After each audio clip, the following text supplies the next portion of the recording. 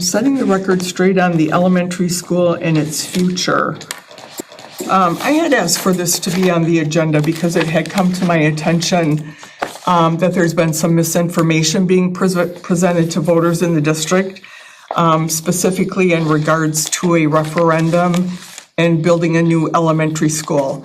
And I just wanted to clarify and go on the record to say that this board at this point in time has not made any decisions regarding a referendum, operational or otherwise, or a new elementary school. Historically, we've reached out to the district community to obtain input on referendums and the future of facilities. I don't envision that process changing.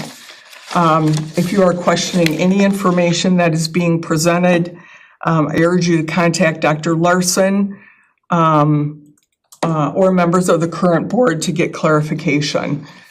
We do want you to have accurate information for the upcoming election. Can I have a point of order, please? I don't know that we can talk about elections in a board meeting. I think it's illegal. I don't think we're talking about I'm not talking about an election. You just said the upcoming election and you said voters. I would disagree. Mrs. Hanson is reading a statement in regards to what's been going around in the community and wanted to make sure accurate information is out there. And a school board meeting is to conduct the business of the school district, not to provide a Well, I'm just saying that, and I am saying that the district or the board hasn't made any decisions about upcoming referendums or facilities.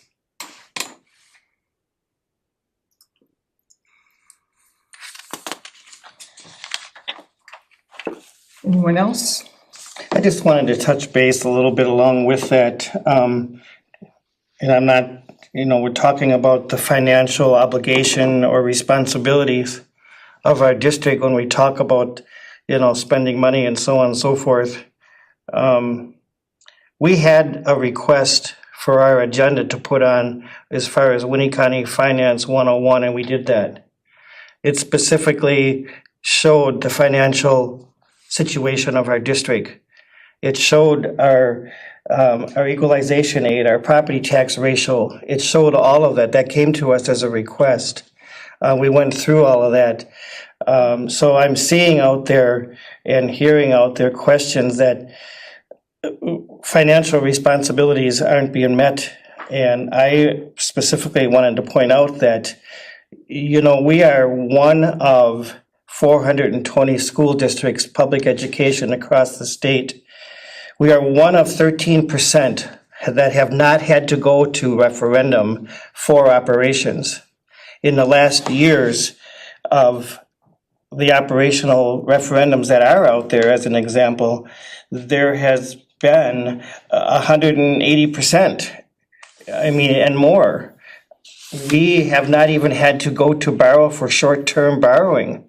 And as long as I've sat on this board, I've made it very clear on my position of maintaining a fund balance that's variable, it's ins and outs, money's coming and going, so that we can maintain our operations of our district as well as maintaining our facilities. I know I've taken a little heat when we put in the skylights because I had wanted to get the job completed and spend the money. I took that out of Fund 10 balance. To me, it's an obligation of us sitting here on the board to make those financial decisions.